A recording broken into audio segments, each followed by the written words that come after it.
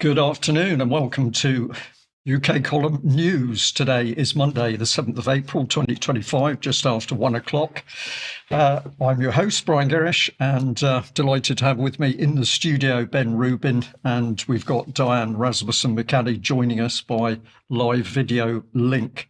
What a day, and viewers today get a glimpse of a wonderful outlook on Plymouth Sound with blue sea, blue sky, and a lot of sunshine. So really lovely backdrop today, which we're delighted to have. Now, we're going to get started right away with a subject we've talked about before, which is the rapidly approaching state crackdown on free speech. And this is something that if we don't tackle this properly, then UK column itself is under grave threat, because there is no doubt the agenda is for the British state to control all press and media. Over to you, Ben. Thank you, Brian. Hey, everyone. And we're going to pick up on a theme that we were exploring last week, and actually not just last week, we talk about this all the time, and it is the audacious takeover of the national, regional and local news through philanthropic funding, government intervention, and an overbearing and increasingly censorious media regulator. Last week, we were looking at this report from Demos, Epistemic Security 2029, Fortifying the UK's Information Supply Chain to Tackle the Democratic Emergency. Too long, didn't read it. Basically, they want more powers to censor you. The Online Safety Act is not enough, and they want more powers, and we're going to explore that with specific reference to something that they call news deserts, interestingly, which is a term that emerged in this report. We're going to look at where that's come from. So if we go back to that and jump to page 30, which is about boosting our domestic information supply chain, specifically section 4B. I know you all went and downloaded this, so if you've got it in front of you, you can go and read it. So 4B provides targeted funding to stimulate a new era of vibrant local news in what they call news deserts. That's what this is about. And the recommendation is for central government to provide a funding package blended with other sources of funding, e.g. from philanthropists and big tech funds, to help stimulate a new era of vibrant local news, starting at £50 million a year and focusing on what they describe as news deserts, right? So we've got these news deserts all around the UK, and in order to fill them, to bring them back to life, philanthropists, the government and big tech have got to come together and inject a load of money into this. I wonder if any of that will be coming in our direction. I'm not sure. It comes from this organisation. This is based on some work done by Public Interest News Foundation, who work very closely with Demos. They're referenced 3 times in the report, and we're going to look at them and what they're all about. So this is their website. They've been around for 5 years. And obviously, they're a non-profit, non-partisan, purely altruistic organisation focused on the public interest. And what does public interest news mean? I think it's important for us to define this, given it's what we're talking about here. Going to read this whole thing out, actually. Maybe we'll dwell on each of these points. So, public interest news is news and other information which is produced and disseminated to the public according to high standards of ethical conduct and best practice in journalism, and which provides one or more of the following benefits to the public. First one, informs members of the public about matters of relevance to their role and responsibilities as citizens. Yeah? So this is what you've got to do, citizen. Yeah. Second point, enables members of local communities to become aware of and understand matters of common concern to them as members of their community, and which promotes their involvement and cooperation in such matters and community cohesion accordingly. Yeah, so you've got to know what you've got to do, and you've got to be cooperative with it. And you've got to do it, otherwise you're going to be in trouble. So this is direct control of communities and individuals by the government. Absolutely. Right. Third point, enables members of the public to participate in an informed manner in relevant democratic processes. So I'm thinking maybe citizens' assemblies are lurking behind this, and as a result, supports the legitimacy of the democratic process as a whole. That's an important one there. Fourth point, benefits the public by promoting charitable educational outcomes, such as improving public understanding of health and medical matters, like pandemics, I guess. So this is you're going to be told what you need to believe. And if you don't believe the official narrative, you're going to be in trouble. Absolutely. All the conservation of the environment. So that's the climate agenda. Pandemics and climate in that fourth point. Final point, specifically excludes material which is simply entertaining in nature, like UK column, we're just entertainment, or politically motivated, biased or inaccurate, so no disinformation, or which fails to observe a person's right to privacy, right? So those things aren't public interest news. And apparently, according to Public Interest News Foundation, there are deserts all around the country of public interest news. And they've built this quite impressive interactive map you can go and look at, and they've collated across the whole country where they see deserts, spaces where there is no reliable information for communities to access. And one of those, actually, interesting, I'm going to have a little look at Plymouth. I thought we should look at PL1, see what's going on PL1. And bear in mind, they've looked at all media. Yeah, this is an extraordinarily in-depth study, right? So we've got 2-3 media organisations in Plymouth, Plymouth Chronicle, Plymouth Herald, funded by UK government. Yeah, look at the bottom left. This is funded by the UK government. But what's happening in Plympton? There's nothing happening in Plympton. It's quite amazing. But we're seeing in Plympton now, Brian. Why are we not on the map? Because we're not giving the right news. No, it's because we're simply entertainment purposes, aren't we? We're not serious, right? So apparently, no UK column. There's no UK column on your interactive map public interest news. The government clearly didn't pay you enough money. So anyway, what else are they up to other than looking at news deserts? Well, importantly, how to fill them. And they were commissioned by this other organisation, the Local News Commission, which is actually just the same people. Basically, they always do this. They set up a new independent thing, but it's all the same people in the background. But this Local News Commission popped up towards the end of last year, drawing on deep expertise from UK civil society, politics, trade unions and business to shape media policy. They commissioned this report, and within it, they look at the current state of media. Right. So this is the media ecosystem they've mapped out. Go download the report, by the way. We will always provide links to these things. You should go and read them yourself. And this is what they call democracy in danger. Right. And you can see the key, the different coloured arrows represent unhealthy for red, weak for yellow, or healthy for green. And if they're thicker, that means higher engagement.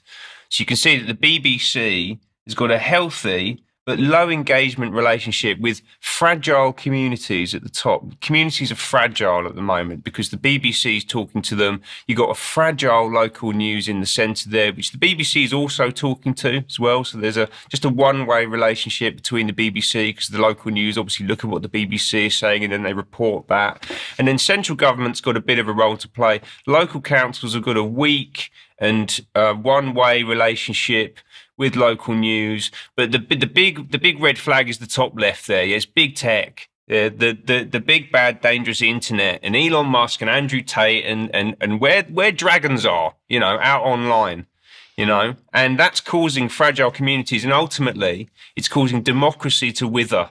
If you see there in the top right hand corner, democracy is withering. Right, and we've got to fix this. How are we going to fix it? We're going to move to this model. This is 2035. This is democracy regenerated, where the BBC has a much stronger and more collaborative relationship with local news media through the local democracy reporting scheme, which is already in place. They want to bump that up. Central government has a more engaged role with local news media.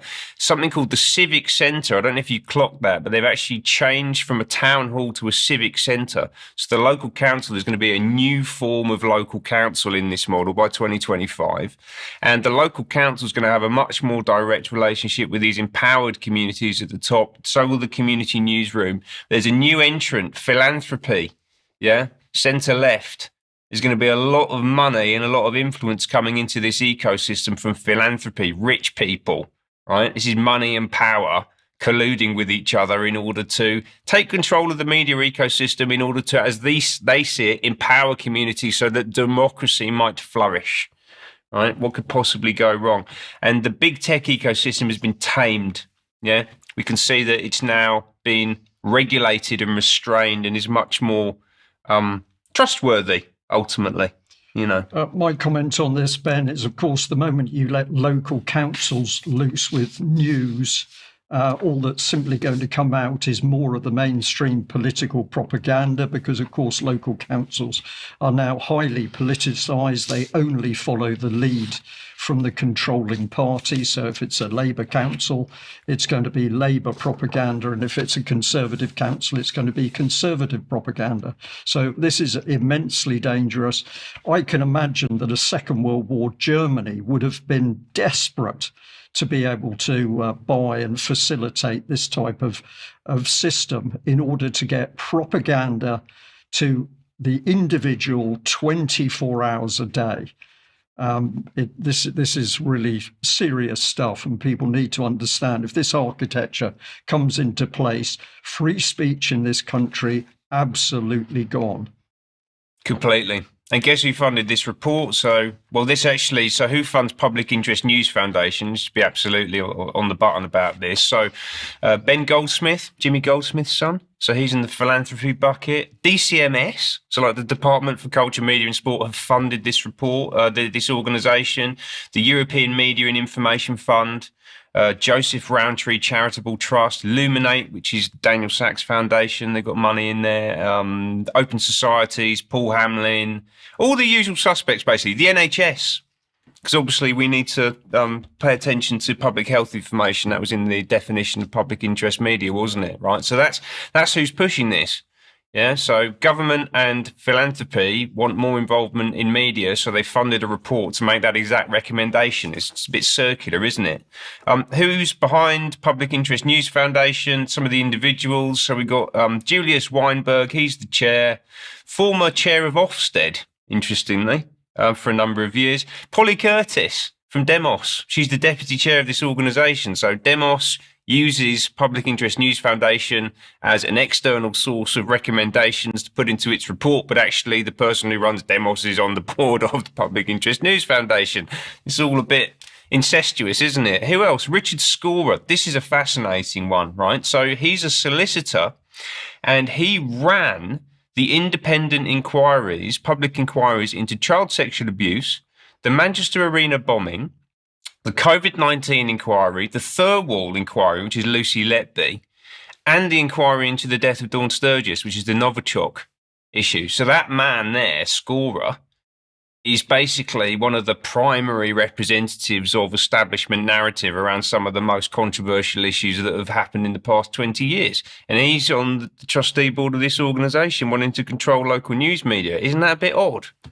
Not if your agenda is total control, state control of all media and press. Yeah, Ben. Quite. Okay, so these are the trustees. So these are non-execs, essentially. Let's have a look at a few of the exec team. Again, go and look at the website yourself. First one, Jonathan Hayward.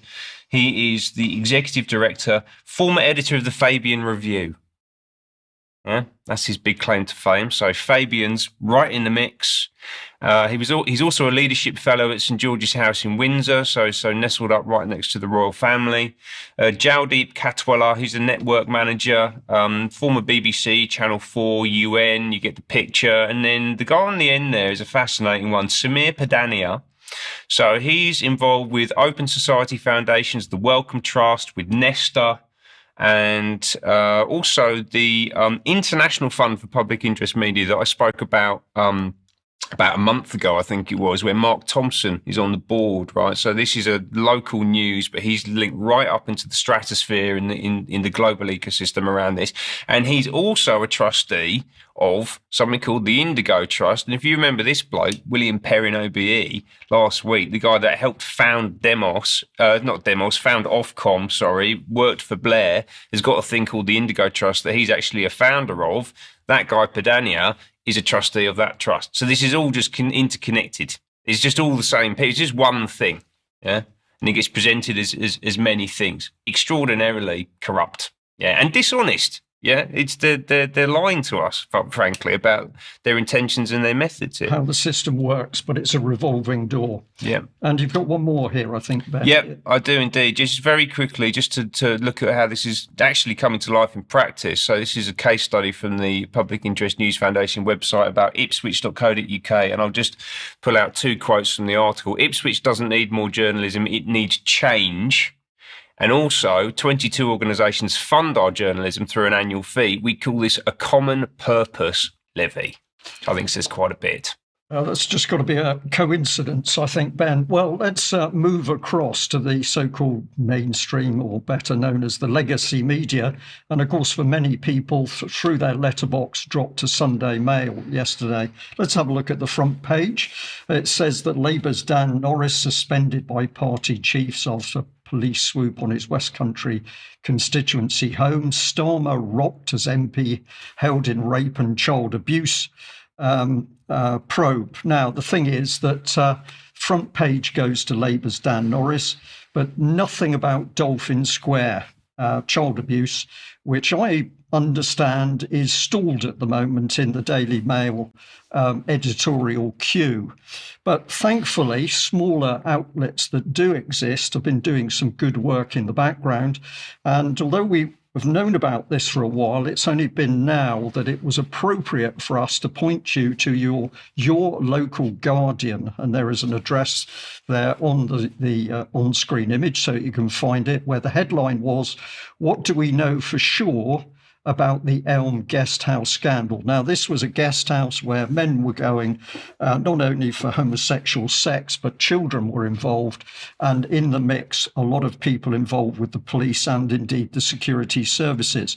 But this local reporter, Charles Thompson, has produced an absolute fantastic article, and I'm going to encourage people to go and see it.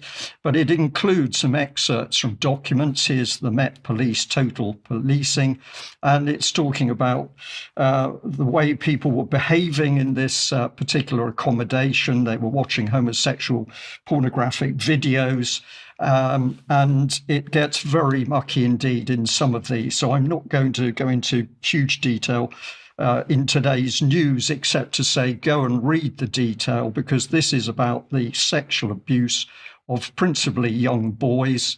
But my point is that whilst the Mail on Sunday is printing a front page about Dan Norris MP, the role of the state and the Metropolitan Police, and indeed an MI5 agent in respect of Elm Guesthouse and the subsequent cover-up, that goes unreported.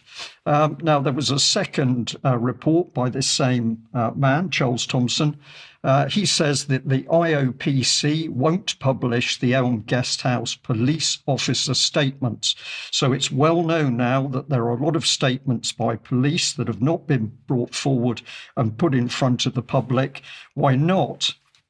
Because there's a very big cover-up by one of the police watchdogs. So if we have a look at some comment from the article, it says a police watchdog has refused to release documents about a paedophile ring investigation, despite publicly relying on them to dismiss serious corruption allegations, and that's corruption in the police. The Independent Office for Police Conduct has suppressed witness statements gathered in its reinvestigation of the notorious Elm Guesthouse, a Richmond brothel, that's a homosexual brothel, where a national inquiry ruled in 2020 that child sexual abuse took place. So if we have a look at this organisation, of course, they've got a glowing website about how good they are. We're the Independent Office for Police Conduct. We are the Police Complaints Watchdog for England and Wales. We're not the police. We are completely independent. Well, we'll see about that in a minute. We investigate the most serious complaints and conduct matters involving the police, and we set the standards by which the police should handle complaints. And of course, they like to say, as usual, that their vision is that everybody is able to have trust and confidence in the police.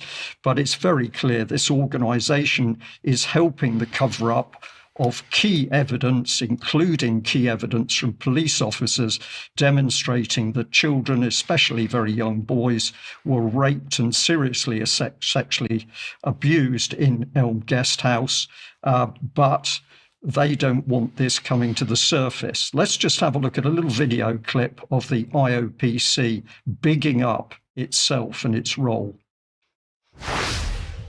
Following a series of scandals involving the Metropolitan Police and criticism of a perceived lack of independence in the existing complaints process, the Police Complaints Board was created by an Act of Parliament in June 1977.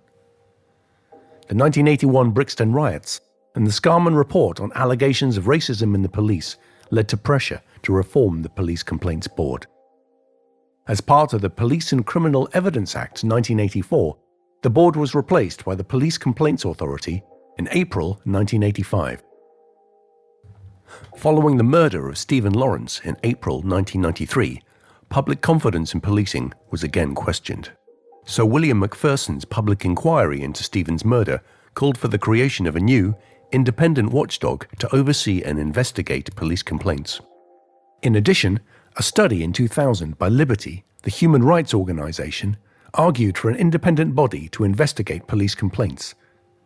This was followed by the Police Reform Act of 2002, which, among other policing changes, replaced the Police Complaints Authority with a completely independent investigatory body.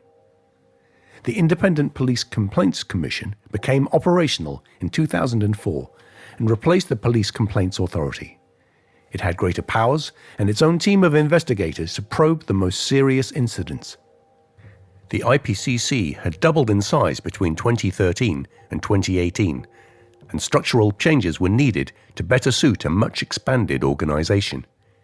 In January 2018, the IPCC became the Independent Office for Police Conduct. In 2020, the police complaint system was reformed to make it simpler and more effective. The IOPC received new powers, including the ability to investigate without a referral from a police force. A greater emphasis was placed on taking the learning from complaints to help improve policing practice overall. So a mind-blowing little video and, of course, music or a throbbing beat in the background to destroy your brain as you watch it. But let's look at some of the people involved in this pernicious so-called independent organisation.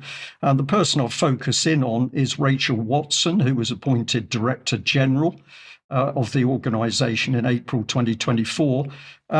Independent, Ben, if we have a look at what they say about themselves, that Rachel has significant public service experience, having worked in the heart of government for more than 20 years. This includes a decade working at the Home Office, where she was policing director for 5 years. So somebody who has been part of the system that has failed is then brought forward to so-called the police in their failings to date. This can't be accidental. Now, in the UK column event on Saturday, when we were talking about the deep state and indeed the failings of the deep state, one of the points that I made to the audience was effectively that our security services keep telling us they're listening to us to keep us safe. But if we start to look at the agencies themselves and what their key people do, we learn something rather different. So this is from the Secret Intelligence Service website, where they're talking about Sir Richard Moore, the 17th so-called C. What he has to say is that he's there to help preserve the rules-based international system.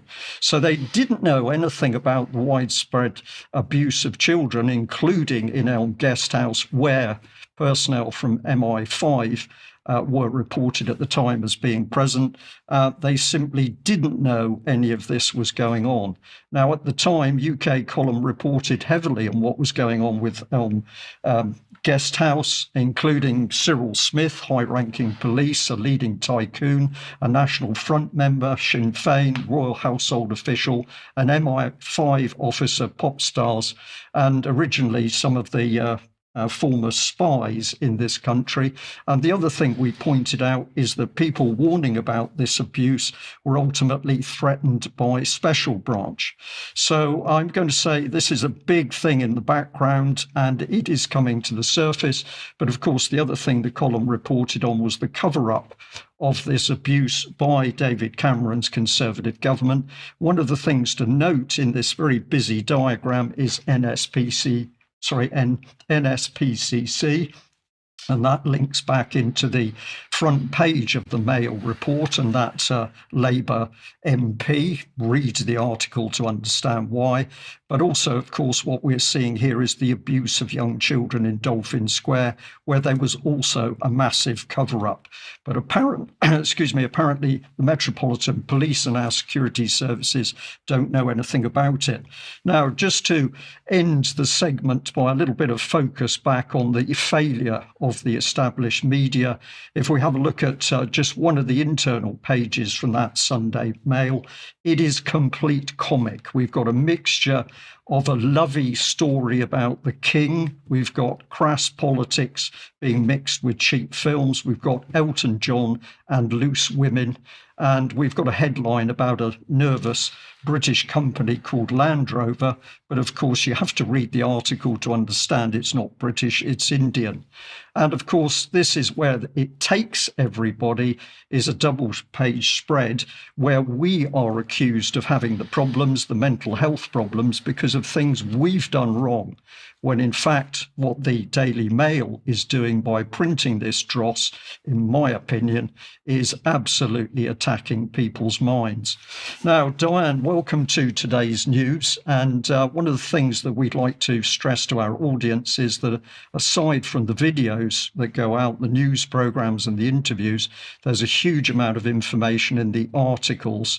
And today you wanted to draw people's attention to some of those articles. Welcome. Yes. Hello, Brian. Hello, Ben. It's good to be here today, even though I'm still quite tired from the weekend. The first thing that I want to point out is a section on sexualization and indoctrination of children. And I'll be going through some other articles and some other reporting that we've been doing in our written articles later in the news. But as the sort of the new editor for written material on the UK Column website, I do want to say that there's quite a bit out there going back years and years, well before we were even producing videos and interviews. So what I wanted to say, first of all, is that there has been several pieces of, I guess you could say, several parts of this whole story of sexualization of children, which I've been covering for some time and will continue to do so until it goes away. And one of these that we've put out most recently has included, for example, articles from Martin Edwards on what he calls education subjugation, particularly focusing on Wales, and Hugh McCarthy in Northern Ireland. Now, of course, these all line up together because they are all following the same globalist policy, which I'm going to talk about here in just a minute. Hugh's three-part series is called What They Didn't Want to Hear, the Continued Sexualization of Our Children. Part one of the series considered the wider issues affecting education. What is education for exactly? And what we're seeing more and more in the schools is that they're going away from teaching subjects such as geography, maths, reading, and going into social emotional learning, sexualization of children, like I said, and all about feelings, all about relationships, all about these things that are not the things that we would think children should be learning, and how to do things and how to learn things and how to think. So that was part one. Part two considered the promotion of gender ideology. And in this one, he went specifically into globalist policies, particularly from the World Health Organization. And so we're seeing from the WHO that they're telling us what children around the world must be taught. And just to quote a little bit from the article, which quotes directly from the policy, is that their approach to sexuality and children is summed up by this statement, which is in the policy documents. A child is understood to be a sexual being from the beginning. The guidance that's given for children ages 6 to 9 recommends a curriculum content which includes sexual intercourse, gender orientation, sexual behavior of young people, enjoyment and pleasure when touching one's body, including masturbation and orgasm. For ages 9 to 12, the content includes, again, pleasure, masturbation, orgasm, how to enjoy sexuality in an appropriate way, their first sexual experience, so for ages 9 to 12. Part 3 summarizes parental rights, and in Northern Ireland in particular, they're a bit fortunate because it's in their law within their developed nation that parents have the right to say what does not go into the curriculum. We don't have that right explicitly in the other 3 developed nations in the UK. And he asked a question in this article that parents frequently ask, which is, how did we get to this point in the first place? And I would argue that it goes back to, again, that right now the globalist policy that they're saying all over the world we should be doing this. To think about, I want to go a little bit deeper into what he covered in part 3, which is kind of the background to what we call gender affirming care, or as some people I've seen say even more directly, genital affirming care rather than gender. And if we go back to a professor called Tiala, she is an adolescent psychiatrist at Tampere University in Finland. And she talked about how she went back on her previous work where she came up with, was part of the group that came across this protocol, which is called the Dutch Protocol for Gender Affirming Care for Young People. So what she said in just a couple of years ago, she said that she knows now gender affirming care is dangerous. I know because I helped pioneer it. My country and others found that there is no solid evidence supporting the medical transitioning of young people. And this, of course, goes along with the CAS review in the UK, which came directly as a commissioned report from the NHS in England. And a lot of people are still saying it's transphobic and so on. But what's happening is that what Hugh points out is that the previous work is now dated, that it's based on research that is out of date, it's flawed, has problems, and countries around the world and clinicians and so on, and the parents who are letting their children mutilate their bodies before they even turn 16 or 18 years old is based on research that is no longer in date. It goes back to, for example, the 2011 paper, which was in the Child and Adolescent Psychiatric Clinics of North America journal. And this goes into this Dutch protocol saying that in the Netherlands, gender dysphoric adolescents may be eligible for puberty suppression at age 12, hormone treatment at age 16, cross-sex hormone treatment, and gender reassignment surgery at 18. And it goes through the various steps from the psychological interventions all the way up to the medical mutilation, do you want to say that, of children's bodies, and how these steps go through. And that was back in 2011. But now in April 2024, I went back and found in the Journal of Child and Adolescent Psychiatry that they have said that the European Child and Adolescent Psychiatry Association, this society says now that they are calling for healthcare providers not to promote experimental and unnecessarily invasive treatments with unproven psychosocial effects, and therefore to adhere to the first do no harm principle. Finally, this organization insists that respect for all kinds of different views and attitudes is an essential part of an ongoing open professional debate that we wish to stimulate. So we're seeing again that even though the globalist policy says, well, that this Dutch protocol from 2011 is what we were looking at, but now in 2024 and even more recently, this is continuing to be the case, that people are saying this is not what we should be doing because we don't know the harm that we are doing to young people, which of course we are. And just a little bit more on efforts toward indoctrination. The Scottish Union for Education, which people will know, I'm a member of the editorial board for that, where we're doing work against education, not indoctrination, which is the theme and the logo sort of that we follow in SUE. Kate Deeming, who is the coordinator of the parents group, she wrote an article about the Brothel collection, which is a museum based in Glasgow, and she visited it and talked about some of the LGBT indoctrination and so on that is present currently in the artifacts and the description of the artifacts. And there's a whole report about this that you can read. The link to this will be in the show notes. And 2 examples that she used in her article, for example, was the figure of Guan Yin. And that description says, quote, Guan Yin has always represented the basic human values of compassion and kindness. Trans people deserve respect and understanding. Trans rights are human rights. Be more Guan Yin. And the other one was a dish showing the martyrdom of St. Sebastian from 1500 to 1600. Quote, initially a religious figure, St. Sebastian came to be seen as a gay icon. As LGBT age, I don't know what that is, members, we've looked at why this might be. The arrows fired into his body are like words that can still prick us as LGBTQI plus individuals. In art and film, St. Sebastian is often shown as a beautiful young man appealing to gay culture. LGBTQI plus experiences are very diverse. Who is your icon? And as a result of a conversation that I had over the weekend with a UK column member down in Cheltenham, I was reminded, and actually learned for the first time, I guess I should say, because it's been years since I've read Brave New World, and I didn't remember this. Brave New World by Aldous Huxley was originally published in 1932, written in 1931. And there's a portion of this book in the first few pages. There's a conversation between some children. In the book, it was between the director of hatcheries and conditioning and some children. And the director said, "What I'm going to tell you now," he said, "may sound incredible. But then when you're not accustomed to history, most facts about the past do sound incredible." He let out the amazing truth. For a very long period of before the time of our Ford, and even for some generations afterwards, erotic play between children had been regarded as abnormal. There was a roar of laughter. And not only abnormal, actually immoral. No, and had therefore been rigorously suppressed. A look of astonished incredulity appeared on the faces of his listeners. Poor little kids not allowed to amuse themselves? They could not believe it. Even adolescents, the DHC was saying, even adolescents like yourselves. Not possible. Barring a little surreptitious autoerotism and homosexuality, absolutely nothing. Nothing? In most cases, till they were over 20 years old. 20 years old, echoed the students in a chorus of loud disbelief. 20, the director repeated. I told you that you'd find it incredible.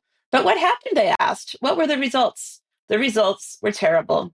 So back in 1931, Aldous Huxley was writing that it would be terrible for people to wait until they were 20 years old or so to start engaging in sexual activity. And I guess that's kind of what we're seeing playing out now. But when we trace back the history, we see that this is not a new agenda. And I want to suggest that perhaps this is something that they've been thinking about for a long time, Brian. Diane, thank you very much for that. And I think that's a very astute statement that there's lots of clues if we go back in time, but we're in the age we are and we have to fight the battle in the time 2025. At the moment, we have to fight the battle today, but we can only fight that battle if we understand what's actually being done. Let's move on. So, as always, we'd like to thank our audience and everybody that supports us financially through donations as a member. But if you're not sure how to get involved with the UK column, have a look at the webpage, have a look at donations or monthly memberships, annual memberships, or a lifetime subscription. And of course, you can help us by making a purchase through the shop. And we have got health products via Clive de Cole, and we make a small percentage on sales through Clive. Now, the key thing for us is that we're putting out information for people to share, to get the information and the facts out, and you can help us do that. If you pass on the material, please give the UK column a mention. Now, tomorrow, we've got a fantastic interview, which Charles Mallet did with Jonathan Marshall, Thinking with Your Heart. This is essentially about fighting the anti-nature agenda. And that's Tuesday, the 8th of April at 1:00. And I know it's a really interesting interview, and hawks and horses come into it. So there's a lot to this. And if you need a bit of relaxation in understanding what's happening, that is probably one of the interviews to have a look at. Now, we're delighted to be able to say that today we have a little report from our weekend conference, the Deep State, that took place in Cheltenham. It was a fantastic day. We enjoyed it. Everybody who spoke to us said they enjoyed it. And my goodness, some fantastic speakers. Let's have a look at this video report, thanks to Gemma Cooper and the media team that were with us. From the moment the doors opened, the atmosphere was buzzing. More than 300 people had travelled to Cheltenham to hear UK Column's take on the Deep State. Some had even travelled as far as Australia and the United States to hear what our speakers had to say. Delegates enjoyed tea, coffee, snacks and socialising before settling into their seats for a day of mind-blowing information. Our speakers didn't disappoint. It was one truth bomb after another. First up was activist and campaigner Raja Mir. He kicked off with an explosive exposé about institutionalised corruption. He got a standing ovation.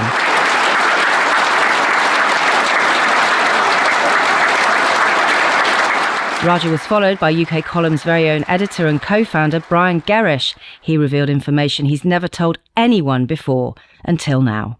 This is sedition. This is treason. We were told. What were the security services doing? Where were they? I think they were complicit.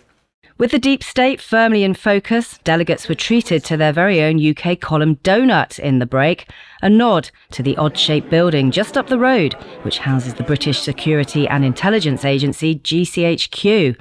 Were they listening in today? What do you think?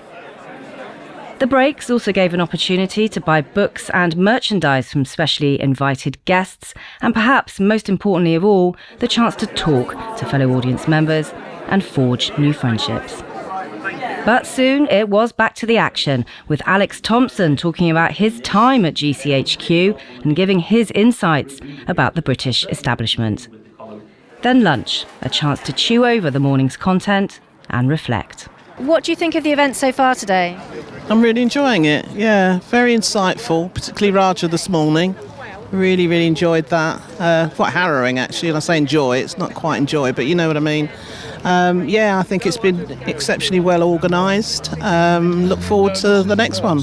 Wonderful day, sun is shining and everyone chatting. And I think, I noticed that at Bristol where we didn't have access to outdoor space. But here, that adds a certain expansiveness to discussion. And how wonderful it is just to be surrounded by people with whom one can turn effortlessly and say a joke or make a reference, and not check yourself, not second guess your interlocutor, that kind of thing. There is a real ease in that, and I think we only discover it when we come here. Right, we can see the sky, can't we? And there's no chemtrails, which is quite nice.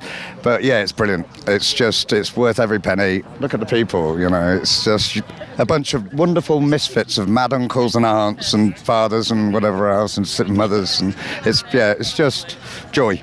Absolute joy. After lunch, a UK column panel discussion with questions from the audience. Then a much-anticipated presentation from Patrick Henningsen, a recent return to UK column's Friday afternoon news show after a stint away.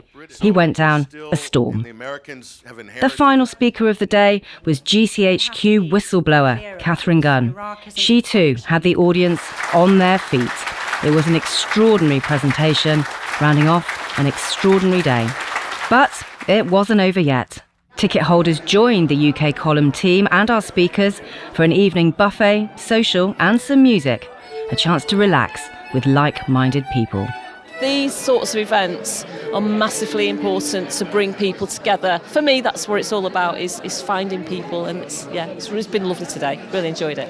The unanimity you get when people get together, which you can't get on a screen, is just so important. And it's what I think most of the big dogs fear, because when we're together and working together and thinking together, we're much more dangerous than if we're behind screens and just a number of followers behind somebody who's bringing across a message. So it's hugely important. It's spiritually good for us all, I think. And it makes you think that you're not alone, and that maybe that we can fight some of this madness that's thrown at us if we all stick together. The presenters and the interviewees, the interviewers, they all do a fantastic job. And you can just talk to them like they're your friends and always have been your friends at an event like this. The team themselves, I'm so impressed with their big hearts, actually. You can feel the authenticity, the love and the respect that they have for each other, the care for humanity and what's going on in the world, and their pursuit of the truth. I'm always blown away by the sort of phenomenal research that they all do, their knowledge. It's really quite extraordinary, and I think they're in a league of their own. The raw honesty and clarity that they provide, I think, is priceless. If only all media was like that, maybe we wouldn't be in the mess that we're in. UK column saved my life, and B, it's important because of the camaraderie here. The number of people that have come up and said hello, that have, we've always spoken to in chat for a long, long time. To actually meet them and to share your whole origin story and your experiences and the information that UKC gives us, it just takes it to a different level. And you can't get that on chat, and you can't get that through a screen. You've got to be here, folks, to experience it. The event was so successful, plans are now underway for the next UK column on location in the autumn, and a residential weekend next year. Gemma Cooper for UK column in in Cheltenham. Well, there we are. A wonderful event, and of course, more planned. So if you didn't come to that one, stay with us because you'll have the opportunity in the future.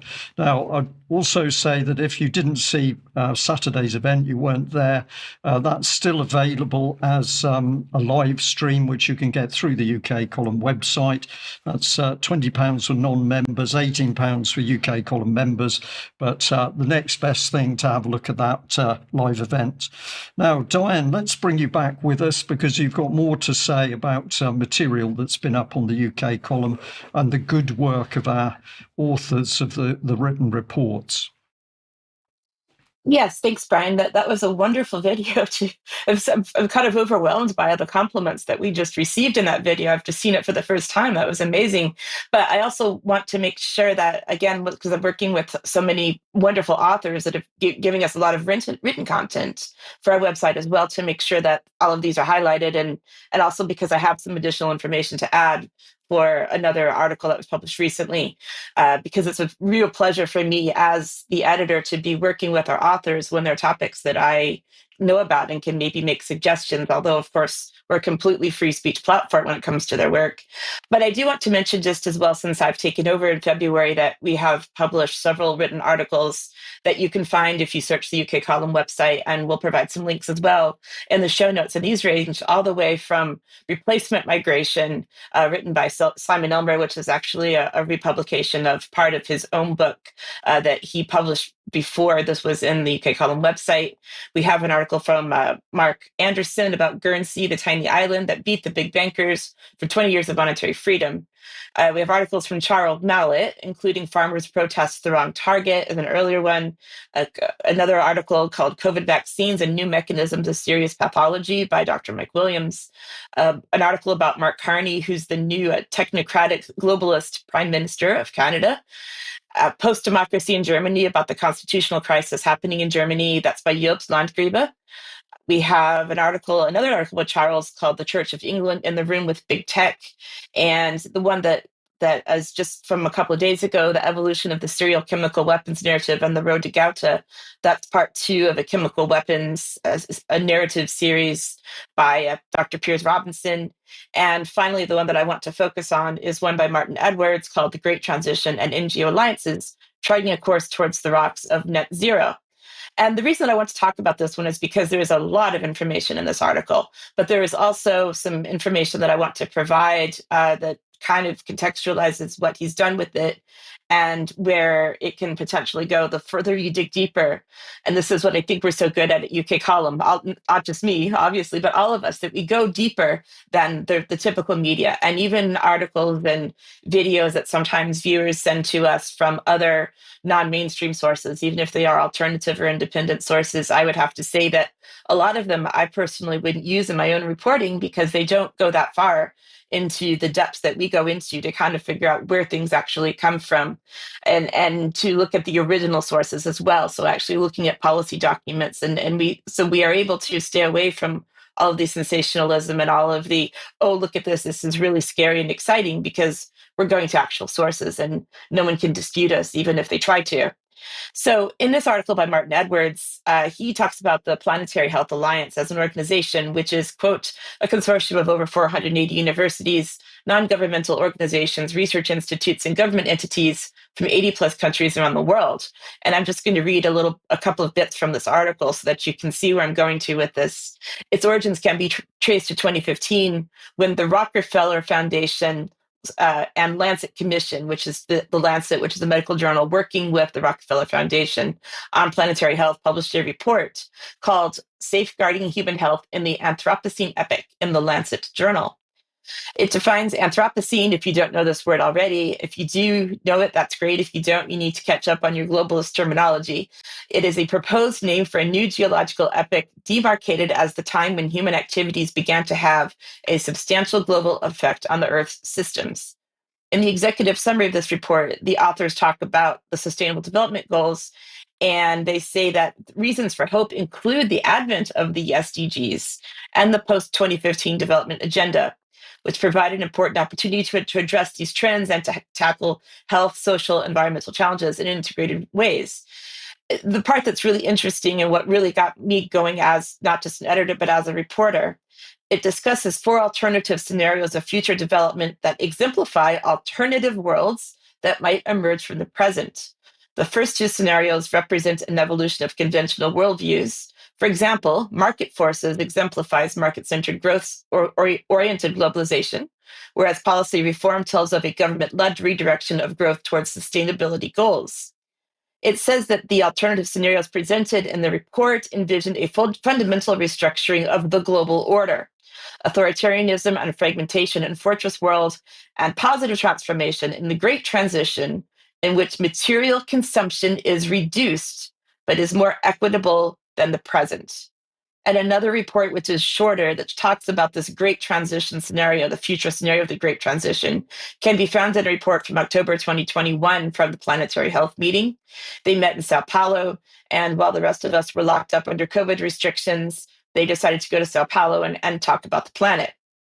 And they said at that time, they called this fundamental shift in how we live on Earth the Great Transition. Achieving this will require rapid and deep structural changes across most dimensions of human activity, including how we produce and consume food, energy, manufactured goods, how we construct and live in our cities, and how we consider and measure growth, progress, and development, and govern ourselves. It will take practitioners, scholars, and policymakers across every dimension of human activity working together. Now, the reason that was interesting was because they concluded their report talking about how else it's going to help us achieve the Great Transition. And when I saw that, I remembered a report that I did back in September 2024 about the United Nations Summit of the Future.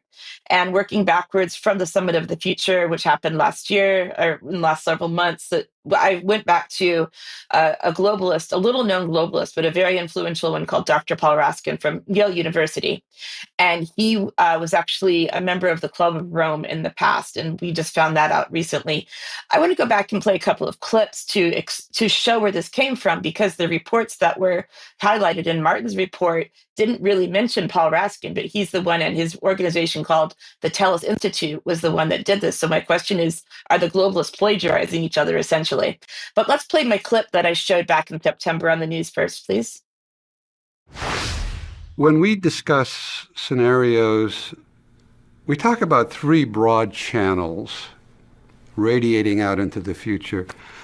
One we call conventional worlds, basically an evolutionary sequence of events despite hiccups like the current meltdown, that the basic paradigm and values persist into the future. The second channel is barbarization, in which markets and policies are unable to cope with the crises, and the chaos and social disruption and the environmental deterioration that is induced by conventional worlds. And you have futures of catastrophic disruption. And the third we call great transitions, where people rise to the possibilities, to the promise of this planetary phase with new values and new institutions, and development steers towards a more fortunate form of civilization.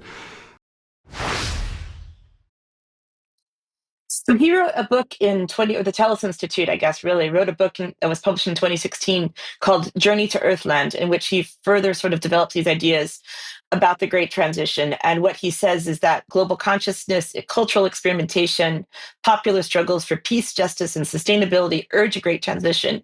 Which tendency will dominate? So we have these different scenarios that we can choose from. And he said that the Great Transition, after a period of gestation, could rapidly unfold in a whirlwind of change. As dominant norms lose their sway and system elements and structures begin to crack, the revolutionary moment will have survived. If well prepared, oppositional and visionary movements can influence the anatomy of the kind of earthland that emerges from the tumult. So let's play this next clip, which is from the same original video, which I haven't played on the news previously, which shows exactly what kind of earth Dr. Raskin envisions for us.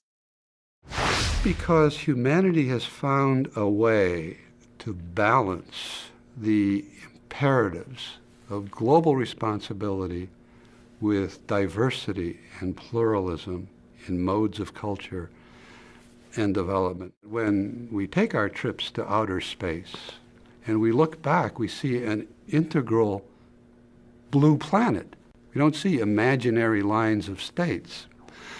And so that this globalism, this sense of the earth as a natural unit for a human organization and identity is some ways more profound than are the imaginary boundaries of nation state. So he says in this book as well, going on, that the choices we make, the actions we take now before catastrophes erupt, old institutions crumble and new ones solidify, are decisive for keeping progressive options open. This news may be disheartening, comforting, or inspiring, but cannot be ignored, for that too would be a choice. So, Brian, I just want to say that, what we're hearing here and what we can see in these reports is that Paul's actually talking about what the globalists want us to do, what to do with this agenda.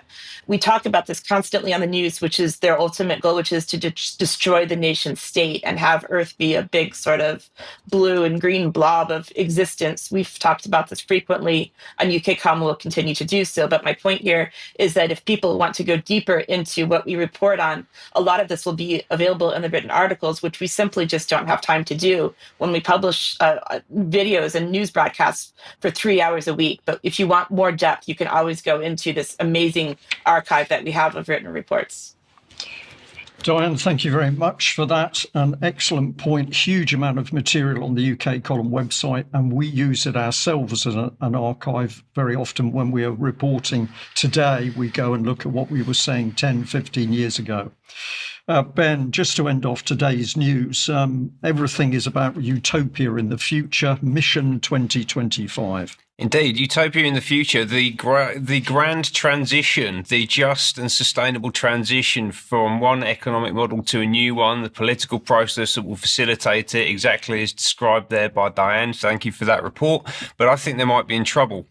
And let's start off by looking at what they're up to with Mission 2025.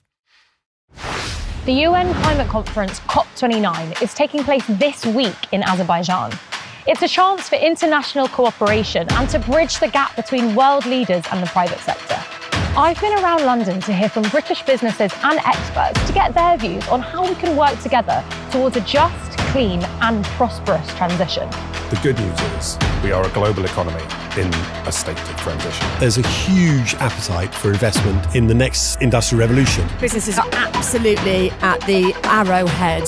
They are the innovators. They're going to make the change happen, and they need support from the ecosystem. When it comes to climate change, adaptation and resilience, institutional asset owners are really keen to play their part. Businesses understand the barriers, and so listening seriously to them will allow policymakers to steer towards a net zero future.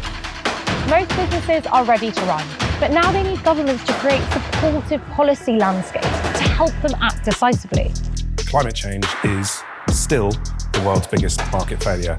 It runs the risk of destabilising the international geopolitical world order as well as financial markets. We're already going in the right direction, but now it's a question of how we move at the pace and scale required. Wind and solar are rising to new highs. Industrial transformation is picking up pace. Restoring nature and transforming our food systems is both possible and increasingly profitable. Leaders are stepping up and speaking up. But we still need to move faster and leave no one behind. Lovely music. Always. Mind-numbing. But it's money and power. Power and money. Money, they're super keen to invest in the next industrial revolution. This is a multi-trillion global marketplace. The City of London's lined up behind it, and they want power, the policymakers, to enable this program. That's what's happening internationally. And as I said, I think they're in trouble. I'll come on to that in a minute. The first thing is to note who's actually leading this. So this lady in the centre there, that's Christiana Figueres. She is involved in something called Global Optimism, and she's one of the main voices in the climate movement, involved with the World Bank and the UN, and recently was at the Palace, which we can see here, to receive a DBE. She's a Dame now, right? So she's, as ever, linked very closely into the British establishment. You can get a bit more background on her, and I recommend that you do by going to look at this article people. So this is who exactly is Christiana Figueres. This is on the Winter Oak website. We'll provide a link to it. And she's leading this out on behalf of these people, right? This is the partner list on the Mission 25 website. And we can see in here some familiar names. You've got C40 Cities, so we've got Sadiq Khan in there. We've got the Bezos Earth Fund. We've got E3G based in London, which is like the global hub of all the new blueprints for the transition and new economy they want us to move towards. IKEA, a bunch of corporate money. And we can see Planetary Guardians, that's Paul Pullman and the B Team. And then the Club of Rome pop up, right? So this is exactly what Paul Raskin was just talking about earlier. And this is the actual mechanics of how this marketplace is delivering this transition. It's how they're driving this thing forward. And this is the partnership that you're constantly talking about, Ben. And I'll just say, caught my eye at the bottom of the screen as it was scrolling up there, but you've got Unilever next to the University of Exeter. Now, obviously, that's just a coincidence that they're there, but universities next to global big business, nothing to worry about, apparently. No, absolutely not. And Systemic also, who are in the mix. Now, they issued, that film was put out at COP back in November. They just issued this back in January. This is the Global Mutirão. Mutirão is a Brazilian term, which is a community coming together to work on a shared task. And this is just a really neat piece of communication that I think sums up what they're doing, but also where they're at. And there's some hope in here for me. So they're saying that the darkest hour comes before dawn. A new economy is rising, but we are at the center of this new economy. Our needs, aspirations, and potential. When they say we, they mean them. Yeah, it's not us. This is the partner list that we just looked at. If you read what these people put out, every now and again, they betray exactly what they're up to. We're at the center of this new economy. That's what they're saying, yeah? And the power structure that's going to enable it. What do they need to deliver? They've got to accelerate our energy and industrial revolution, protect our abundant natural world, ensure our futures are financed. So all of this is about money. They're obsessed with this thing called climate finance. And importantly, this final slide, this is what gives me hope, how we must respond. We got to end infighting. Yeah, this is like an internal communication thing that they've put out. I don't know if they expect other people to read this stuff, right? But apparently they need to stop attacking allies and embrace different paths towards a shared vision. They all hate each other. Yeah, this is corporate politics. You've got people who've come up through the system by being ruthless and taking other people out, and now they're turning on each other. Right? I think that they're struggling to implement their plans. It says upgrade our tactics. We've got to stop broadcasting and start building a movement. So this is less about media, more about on the ground. Tailor our message, stop ignoring the audience and focus on what truly matters to people. And unfortunately, what matters to people has got nothing to do with the economic, technological and political transition that they're trying to force us into. Yeah. Right. Is there one? That's it, Ben. I think we need to stop there for today's news. We're always short of time because there is so much happening, but each UK column news, we try and get out as much as we possibly can to the audience. So let's end it there. Huge thank you to everybody who's joined us today, wherever you are in the world. We're very grateful of your support, and the more viewers we get, the stronger UK column becomes. Now, I just want to point out that Saturday's event was wonderful. We're going to look to have another one in the autumn, and next year is our 20th anniversary as UK Column News, and we're going to look to have a special weekend event, so stay with us for all of that. And my last comment is, yes, we did invite the director of GCHQ to come and enjoy the day on her doorstep, but unfortunately she was much too busy to attend and actually discuss her work with the wider public. A great shame. Let's leave it there. For members of the UK Column, stay with us because we'll have UK Column Extra in just a few minutes. Bye-bye.